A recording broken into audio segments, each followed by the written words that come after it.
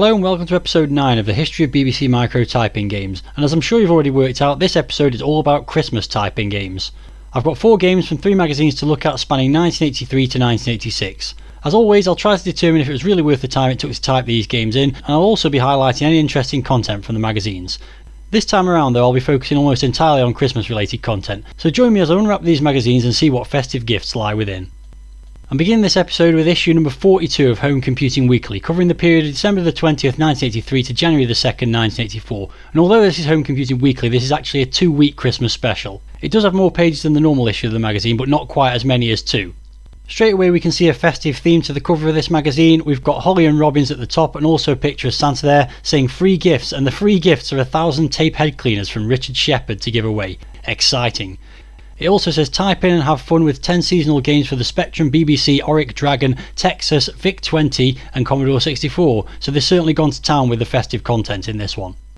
Moving on to the contents page, and we can see all the different Christmas games that are included to type in this magazine, including a Spectrum one that says Rudolph is tired out, a BBC one that says Rudolph has lost his nose and you can help him find it. I'm not going to be looking at that one in any detail, but I will take a quick look at it. There's a Christmas quiz, there's an Auric programme where you help sort out Santa's muddled presents, another BBC programme which I am going to be looking at in more detail, and it goes on with various other Christmas content throughout the magazine.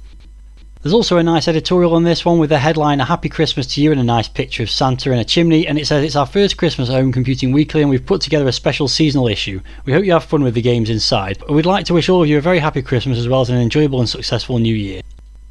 Moving on to page 14 and 15, and we've got a couple of very festive looking pages here. Firstly, on the left hand side we've got Texas Crackers, a selection box. Nice to see a company going to some effort to do a Christmas themed advert, and this is for Texas Instruments TI-99-4A games, including Blast It, Core, Spuds, UFO, Fruit Machine, and also a program called Getting Started with the Texas TI-99-4A. On the opposite page we've got that exciting offer, free 1,000 tape head cleaners from Richard Shepherd, and they've gone through a lot of effort with making this look festive, with snow falling on a pile of tape head cleaning cassettes. So looking at this in a little bit more detail, it says, how often have you cursed when your favourite program refuses to load? One reason could be that the head of your cassette recorder has picked up iron oxide particles through prolonged use plus household dust. It goes on to say the best cure is a tape head cleaner. You simply slot it in the cassette and press play. The special tape inside cleans the head. And one of these Christmas gifts could be yours. Richard Shepherd has 1,000 ready to send out, and all you have to do is cut out the coupon on the page and send it to them to arrive no later than January the 13th, 1984. So it wasn't going to be a Christmas present really, was it? Not exactly the most exciting offer to send off for, but I suppose a free head cleaning cassette is better than nothing. Skipping on to the next page, and we've got the first of 2 BBC Christmas games. This one has the title No Nose is Bad Nose for Rudolph, and it says in this variation on an old party game, it's Rudolph's nose rather than a donkey's tail that has to be put back in the right place. So this is a variation of Pin the Tail on the Donkey, which doesn't sound like the most interesting thing to look at, which is why I'm not going to bother. What I am quite bemused by though is this picture that's got Santa about to reattach Rudolph's nose with a hammer and nails, which is a little bit alarming. Just a couple of pages on from that is a Christmas quiz. It says, try our micro mind bender. How well do you know Sir Clive Sinclair and the home computer boom he helped to create? So this is a multiple choice quiz all about Sir Clive Sinclair, his computers and some of the games that were released for them. And just to pick out a few of the questions, it asks things like, when was Sir Clive Sinclair born? Where was he mainly educated? And more amusingly, what are the conversion costs for Sir Clive's luxury new home in London? It then goes on to have a section about the computers produced by Sinclair, and then a variety of other questions about games and software houses related to the Spectrum, none of which, it has to be said, makes this quiz very Christmassy whatsoever. The answers are in the bottom right hand corner of the page, and when you've completed the quiz it'll also give you a rating based on your score. I got a quite pathetic 6 out of 24, which puts me in the category of are you sure you use a Sinclair computer? Well, I don't and never have, which probably explains why I did so badly. If you think you can do better than me and it shouldn't be too hard, then I'll leave a link to this page in the pinned comment on this video and let me know in the comments what score you got. Time to move on to the first game listing for this episode then, and this game's called Father Christmas, although it doesn't clearly state that anywhere on these 2 pages. What it does say at the bottom here is help Santa to deliver those last few presents, and it's got a picture of Santa on his sleigh being pulled by the reindeer, which is a bit ironic because the reindeer don't feature anywhere in this game. The opening paragraph says you wouldn't want anyone to go without presents, would you? Type in this game to give Father Christmas a hand. Martin Hollis, aged 12, wrote it for the 32K BBC computer. And this is quite interesting because Martin Hollis went from these humble origins to be quite big in the games industry, working for Rare on games such as GoldenEye and Perfect Dark for the Nintendo 64, amongst others. The overview of the game is very elaborate and I don't need to go into too much detail about it, it's really not that complicated, but it does begin by saying it's Christmas Eve and now is your chance to help Father Christmas deliver a pile of presents to one last house. Unfortunately, the house is on the other side of a fir forest and his reindeer can't get through the trees, so he has to walk.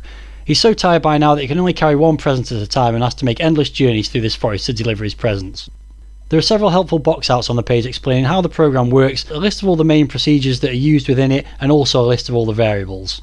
The listing itself is strewn across several randomly arranged boxes for some unknown reason, but the whole listing is on these 2 pages and only takes up about 70 lines, so not a big one to type in. The last noteworthy thing to pick out is that the final paragraph says the game will only run a 32K BBC micro. Most of the memory is used as the game is in mode 1, so when typing the program avoid all unnecessary spaces and don't add any extra ones. Now it's actually even worse than that, because if you're trying to run this game on a BBC micro that's got a disk system installed, which mine obviously has because I'm reading the games off an SD card, it just will not run at all. After initially displaying the instructions, it tries to switch to mode 1 and immediately gives you a bad mode message because the game just will not fit into the available memory.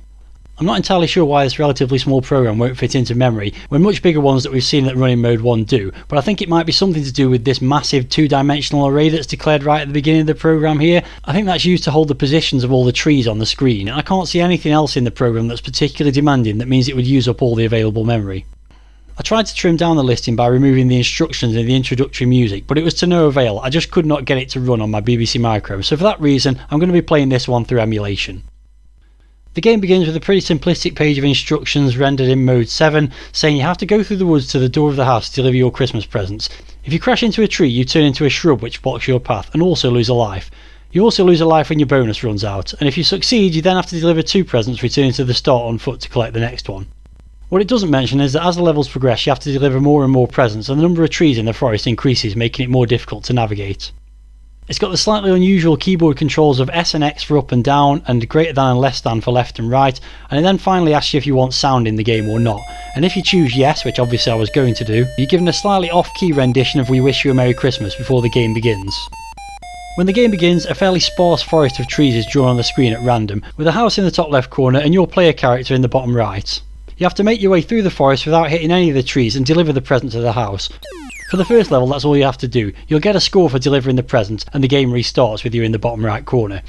The next level then begins and the number of trees increases, and you'll now have to make multiple trips to the house, dropping off a present, then going back to your starting position to pick up another one, and so on until the level's completed. The challenge in the game comes from the fact that you've got a timer counting down, and when that runs out you lose one of your 3 lives. As levels progress the time limit increases, but you've also got more presents to deliver and a more confined space to move in due to the additional trees.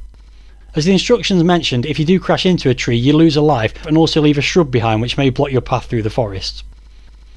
The graphics in this game are definitely a mixed bag. The trees that make up the forest are well drawn and the house is perfectly reasonable, but your stickman Santa is poor. The fact he carries a tiny little flashing present that is visibly dropped off at the house is pretty neat, but I do wonder if that being implemented that way might have something to do with why this game uses up so much memory. It's effectively having to move the position of 2 characters on the screen and overlay one on the other every time you move. Movement is pretty smooth and responsive to the keyboard input, though that doesn't matter too much as you'll have to take it slow to negotiate the forest without hitting any trees. There are a couple of sound effects which are reasonably good, and the tune before you start the game is a nice touch, even if it's quite primitive. As if the problems even getting this game to run weren't bad enough, it does have some technical issues that affect the gameplay too. Sometimes trees can be randomly placed all around your start position, making it impossible to get out. You can also only play one game after loading, as the level number doesn't reset between games but the time limit does, meaning that when you start a second game there are loads of trees to get past, multiple presents to deliver and not enough time to deliver them all to complete the level. Presumably there's a counter variable in the game somewhere that's not being reset when the game ends. Another minor niggle is that the bonus countdown is not actually a bonus, as it doesn't get added to your score when you finish a stage, it's just a timer. Worst of all, even taking all the annoying programming issues out of the equation, this game isn't actually much fun. You're just trekking back and forth across a forest until it becomes too dense to get through, so it soon becomes boring. All things considered then, this isn't one I would have been happy typing in, as it wouldn't give me much Christmas cheer.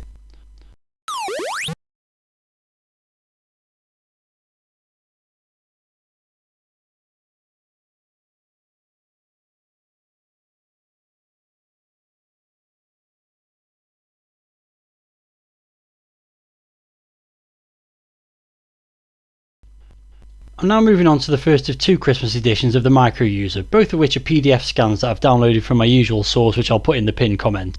This is the December 1984 edition, and it's got a very impressive wintry front cover with a frozen BBC Micro, a snowy scene in the background and a robin flying over it, all of which is really nicely done. And it offers 3 exciting Christmas games: Help Santa Fight Militant Snowmen, Discover the Secrets of the Diamond Mine, and Paint a Pyramid with Playful Pete.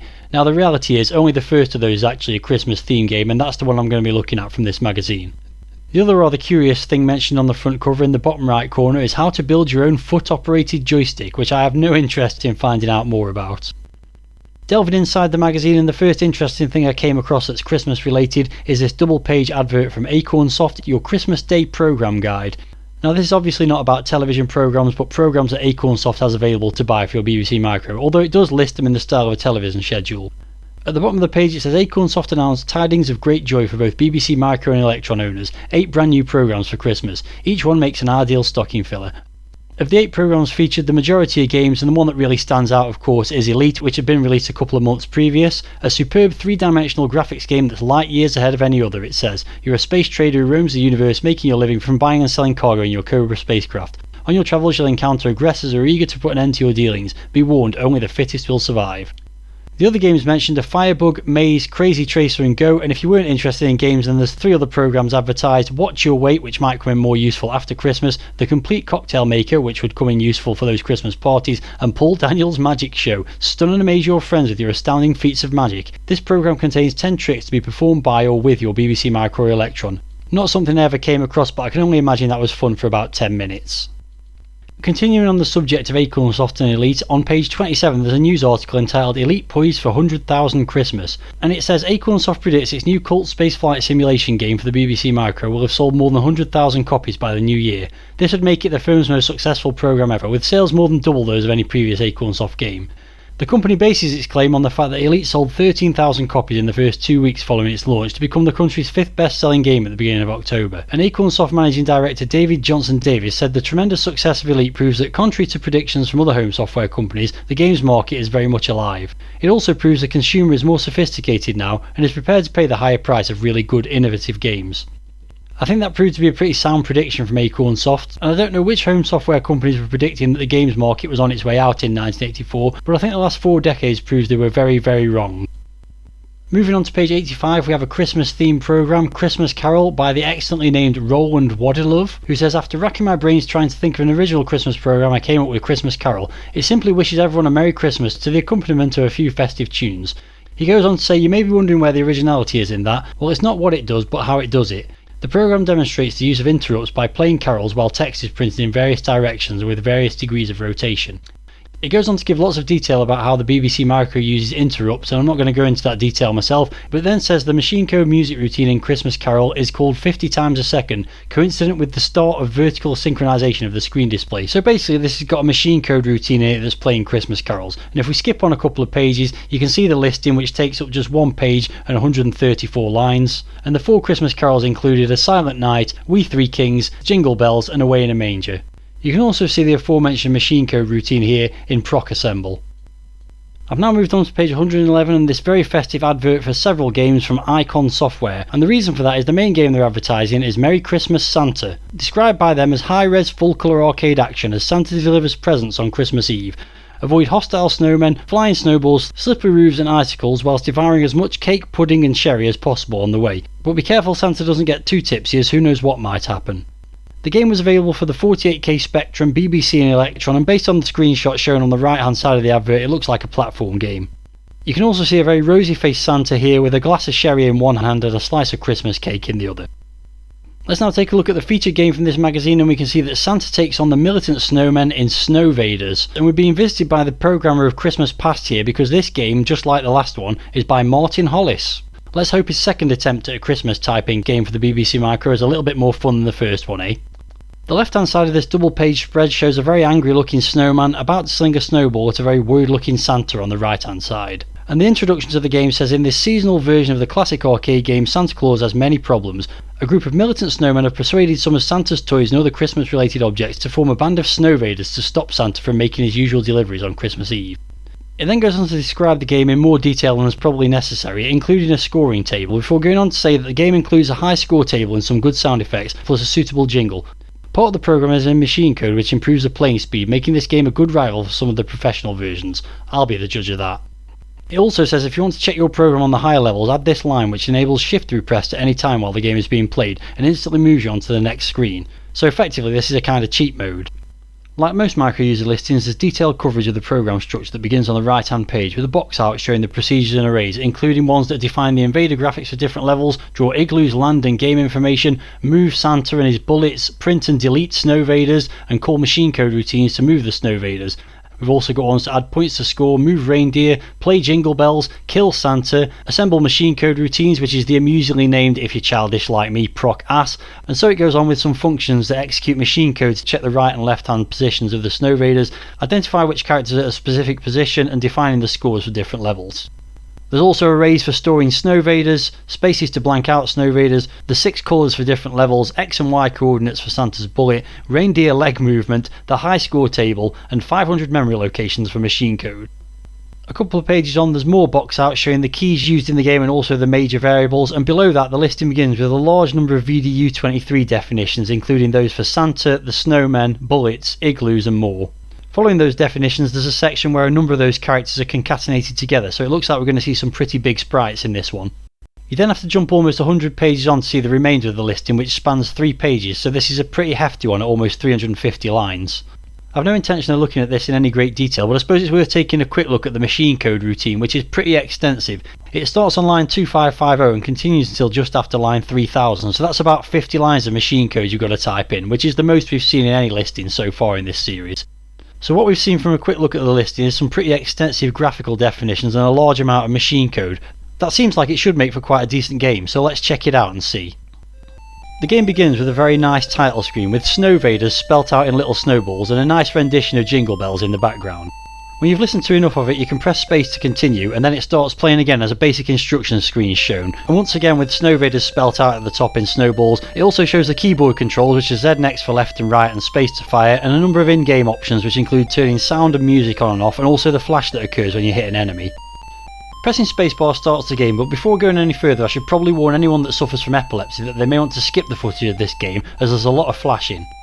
Just as expected, this is a Christmas themed version of Space Invaders, with Santa appearing at the bottom of the screen where he must fire up at a formation of angry snowmen who throw snowballs at him. He can take cover behind one of 2 igloos that can be destroyed by enemy shots, and occasionally a pair of reindeer will run across the top of the screen which can also be shot for bonus points. That doesn't actually make a lot of sense, to be honest. When all the snowmen are destroyed, you'll move on to the next level, where some of the snowmen are replaced by other Yuletide staples such as Christmas trees and stockings, as well as road presents like teddy bears and robots. This is quite an accomplished game and to some extent redeems Martin Hollis from the Father Christmas debacle of the previous year. The presentation's great with a good title screen that has plenty of options and a detailed status bar in game too.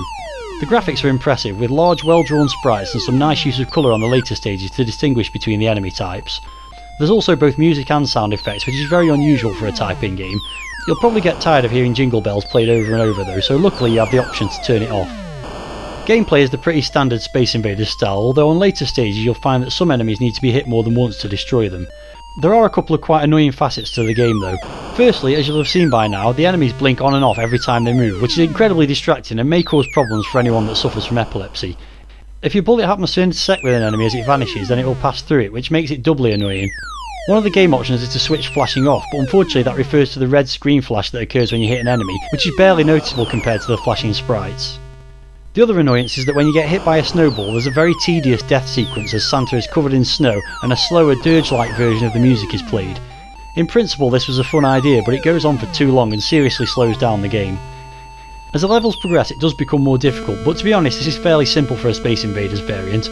Nothing moves too fast so it's easy to avoid enemy projectiles, and the enemies only seem to descend to a certain point on the screen, so you don't get the urgency that usually comes with these kind of games.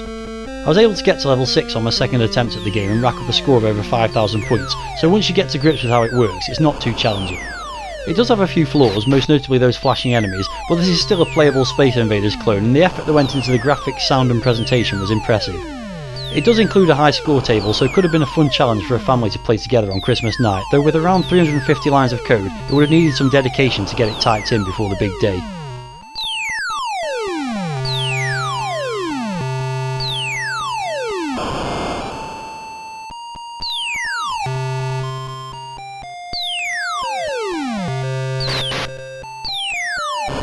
I'll move on now to the final magazine in this episode, which is the December 1986 edition of the Micro User, and this one features 2 games that I'm going to be looking at. As you can see in the bottom right hand corner, which is the only Christmassy part of the front cover, it has to be said, it says Festive Fun, help Santa load his sleigh and test your powers of deduction in our 2 great Christmas games, and well, we'll find out if they're great or not pretty soon. Aside from that, as I said, it's not a very festive looking cover at all, certainly not compared to that 1984 edition, with just a photo of a decased BBC Micro making up the background of this front cover. So since that's not very festive, let's move inside and see what we can find that is. And the first thing I came across is this advert for GPD Systems. We've gone very festive with this, covering their advert with Santas with Christmas lists. So while we're here, we might as well take a look at how much some of the hardware you might have put on your Christmas list in 1986 would have cost. And you can see that the Master Compact was now available. This is obviously a couple of years after the period I'm looking at in my main videos in this series. So the Master Compact BBC system with integral 3.5-inch disc and separate keyboard and 128k of RAM comes complete with a wide range of software, and you can get the base unit, which is a computer and a single drive, for £385 excluding VAT. That's £442.74 including at that point in time. Or you could add a colour monitor for another £210 plus VAT. You could also pick up a second 3.5-inch disc unit for £100, or the original BBC Master with View and other free software for £390. That one didn't include a disc drive. There's also sections for printers, disc drives and monitors, and on the monitor section there's an ideal Christmas gift, a Philips TV/monitor that gives true monitor performance with 10 pre-selected TV channels. That was £172 excluding VAT. Moving on to page 22 and the software reviews from this issue. This one isn't Christmas related, but it does have significance for me. It's a review of Mastertronic's game Kane, and this was actually the first game I ever bought with my own money, picking it up from a supermarket near to my house. Unfortunately, as I've mentioned in previous videos on my channel, not least the one where I reviewed Kane for the Commodore 64, the BBC Micro version of Kane is pretty awful. It's missing 2 of the 4 levels, and while this screenshot doesn't look too bad, the in-game graphics are a far cry from the Commodore 64 version. The reviewer John Reeves picks up on the problem, saying the instructions say that the second stage involves a race across the desert on horseback, jumping over bushes, but not in his version it doesn't. The program went straight to scene 3. Scene 3 being the shootout that you can see the screenshot of. Further on it says, having shot 10 bad guys you can proceed to scene 4, but then says, what? No scene 4. Come on Mastertronic, what are you playing at? The instructions say that scene 4 consists of racing to stop a hijacked train. It's a pity the programmer didn't read them. He rounds the review up by saying the game may cost only $1.99, but I can't help feeling that Mastertronic will receive a few letters of complaint about this one. But having said that, he actually gives the game fairly decent scores, with the sound rating of 6, graphics 7, playability 4, value for money 6, and 6 overall. As I've already mentioned, I thought this was terrible back in the day, and I probably only loaded it up a couple of times because of how disappointed I was with it. Moving on to page 33, and we have an advert for Christmas Crackers, which is the Micro User's own compilation of Christmas games that you could send off for. As you can see in the top right hand corner, it says these are just the kind of crackers any BBC Micro User would love to find in his Christmas stocking, packed with party games that make full use of the computer's power, and all for just £6.95 on tape, £9.95 on 5.25-inch disc, or £11.95 on 3-inch disc. It's quite a nice advert with 2 big crackers in the middle there saying BBC Micro and Electron on, and 3 colour screenshots of some of the games included. And just to be clear, these weren't the typing games from the magazine as far as I'm aware, these were slightly higher quality machine code games. I couldn't find much other festive content in this edition of the Micro User, so let's move on to the first of the 2 games, and this is Christmas Box by Roland Wadilove, who if you recall was the person responsible for the Christmas Carols programme in the December 1984 edition.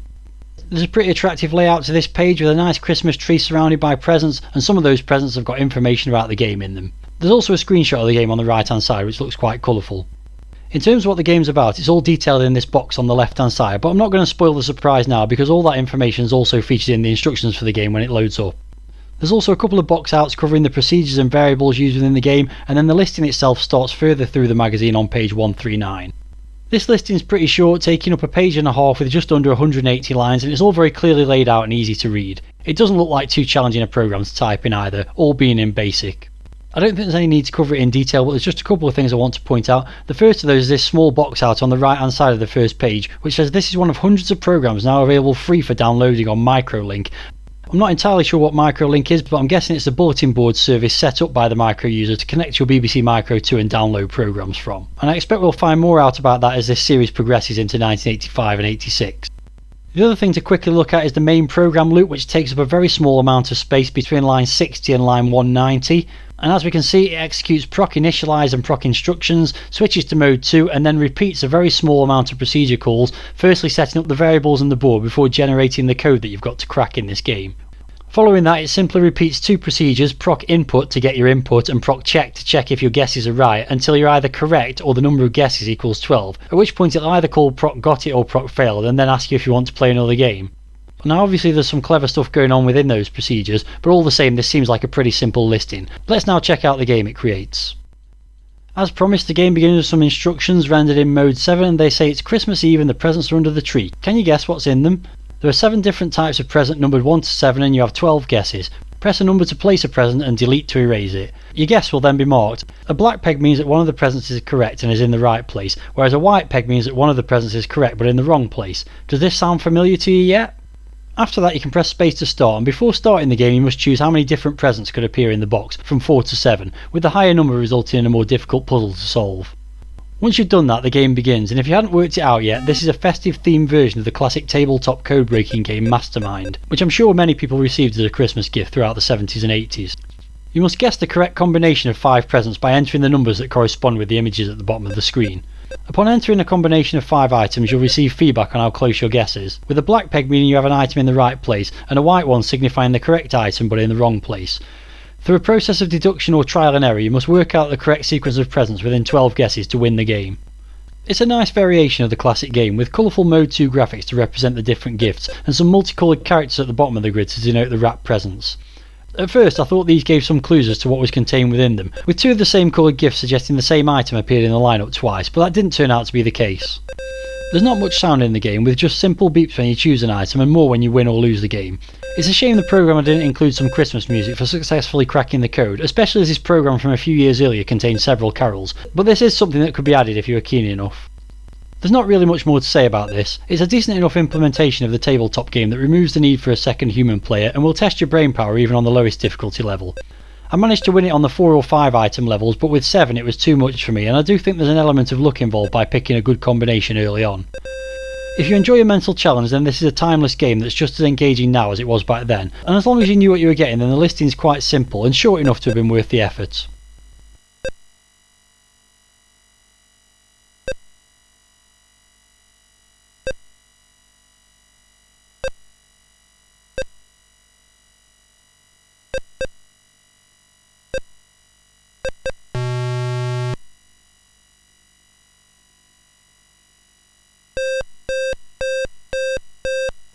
Time to move on to the second listing from the December 1986 edition of the Micro User, but not before looking at this advert on the left hand side of the page here, Winter Wonderland. Not a Christmas game, but certainly one that's well placed in this December edition of the magazine.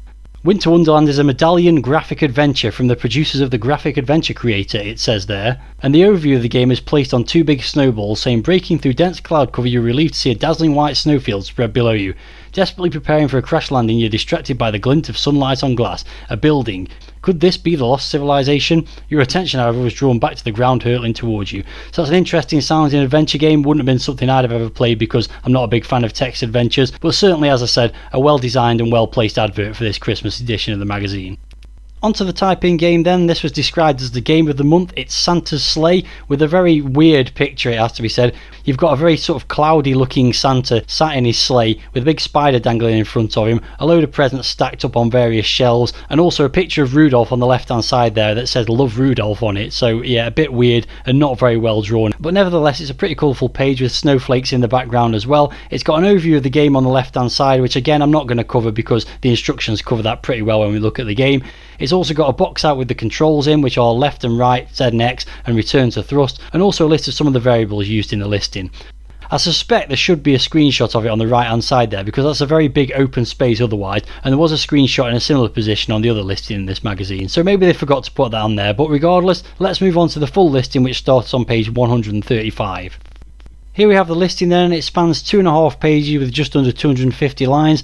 I don't think there's anything especially complicated in this one. There's some quite extensive data statements at the end there, there's some instructions, there's a number of procedures that cover the various processes within the game, but the most interesting thing I picked out was that this game supports joysticks, so we'll just zoom in and have a quick look at Proc Joy. I think I have covered joystick handlers in previous episodes of this series, but let's have another look at one. It's a very simple procedure actually. It just captures an add val value into the variable joy percent, which is input from the analog joystick, and also a second add val value into the variable butt percent, which is to capture the input from the joystick button. It then tests the value in joy percent to see if it represents pushing left or right on the joystick and sets a variable accordingly. Prop game is then called, and you can see from the definition of that below that controls the movement of the player character along with a number of other processes. So as I said, it looks like a fairly straightforward listing, all in BASIC. There's no machine code in this one, so it shouldn't have been too challenging to type in. So let's take a look at the end product and see if it's worthy of that Game of the Month title. The instructions are displayed in mode 7 and they're fairly unremarkable, but at least they're colourful. The overview of the game says someone's stolen Santa's presents and hidden them in an old warehouse. It's guarded by a gruesome spider and 2 grisly bouncers. Sounds strange. Santa can land on the brick floors, but watch out for the spikes and don't crash land too quickly. Santa's sleigh has a limited supply of fuel, so you'll have to be very careful. After collecting all the presents in a room, move on to the next through a tunnel at the bottom of the screen. It's then got the controls, which are also listed in the magazine, Z and X for left and right, and it says return for fire here, but it's actually return to thrust rather than fire, and as we saw in the listing, you can also use a joystick. It also gives you the option of whether to have sound in the game or not, and obviously I was going to say yes to that, and once you've made that decision you get the option to press space or fire to start the game. The first stage begins with a quite complicated layout of brick platforms, and Santa materialises at the bottom in his sleigh, immediately starting to fall towards the bottom of the screen. The game's best described as a platform collect 'em up crossed with a kind of Lunar Lander style game, as you must use the return key to apply thrust to the sleigh and the left and right controls to manoeuvre it and collect the 8 presents. Precise control is required, as if you hit any platform or wall too quickly then you'll lose a life.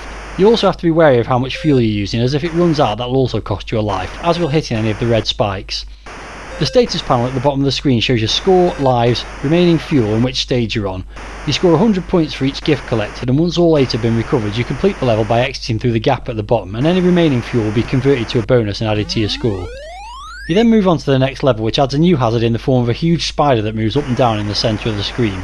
Contact with this is fatal and you have to be quick to avoid it right from the start. If you manage to complete the second level, then the third ups the difficulty even further by adding 2 Christmas crackers, or bouncers as they were described in the instructions, that quickly move up and down the left and right hand columns of the screen, making it harder to get to the presents. There's no doubt this game is tricky from the start and quickly gets very hard, but that didn't stop me enjoying it. The control of your sleigh is quite precise and will take a couple of goes to master, but once you do you can move around quite smoothly and it's responsive to the keyboard inputs. The limited fuel level is an extra thing to worry about, but also serves as an incentive to be as efficient as possible, as the more you have left at the end of the stage, the better your score will be. The graphics aren't bad, with Santa and his sleigh being recognisable despite the size of the sprite. The bricks and presents have good use of colour, but the spider could have been better drawn and the crackers could have used some more colour, or at least not been red. There's a pretty good graphical effect when your sleigh explodes, and I also like that sometimes when you land on a platform it seems like the sleigh is making an imprint in the snow, though I'm not sure if that was intentional or not. Sound effects are basic but functional, with an appropriate sound for the sleigh thrusting, a bleep when you collect a present and a hearty explosion noise. There's also an excellent status display and a high score table, meaning the presentation value is high too. As I said, it does get difficult very quickly, and I think the game could have been made a little easier by slowing down some of the moving hazards to begin with, or maybe giving you something like freeze bombs that stop everything moving for a short period of time. These could be limited in number or maybe cost you a certain amount of fuel if you deploy them, which would give an additional risk versus reward decision to me. Overall though, I was pretty impressed with this game. It's well programmed and moves quickly for a game written entirely in BASIC. The graphics and sound are decent enough and the gameplay is challenging but addictive, and you will get better the longer you play. Most Christmas games tend to be a novelty for the season, but I think this is one that could provide some interest for a while, or even be reskinned as a non-Christmas game and still have value. At just under 250 lines, it's not a huge listing, and I think it would have been worth the effort of typing in for what is a relatively sophisticated action game.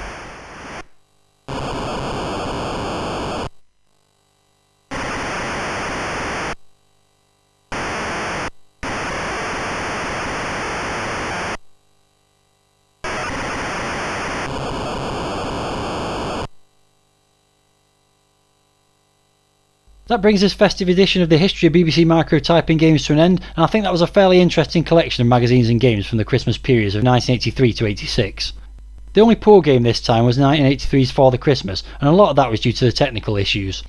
Both Snow Vaders and Christmas Box were worth a look, but the standout this time for me was undoubtedly Santa's Sleigh, which was a tough but original and well designed action game with plenty of replayability. If 10-year-old me had typed it in back in December 1986, or more likely got my dad to, I'd have been more than happy playing that on Christmas Day. If you enjoyed this video then please give it a thumbs up and leave a comment with any thoughts you have about the games or magazines covered. I'd also like to know about any Christmas games you enjoyed playing on the BBC Micro or other 8-bit systems, and let me know how you got on with the Sinclair themed quiz if you gave it a go. There's a URL for that in the pinned comment along with links to all the games and magazines featured in this episode. Next time around normal service is resumed, as I'll continue looking at magazines and games listings from 1984. Until then, please keep your eye on this channel for more retro gaming content. Thanks very much for watching and I hope you have a great Christmas and New Year.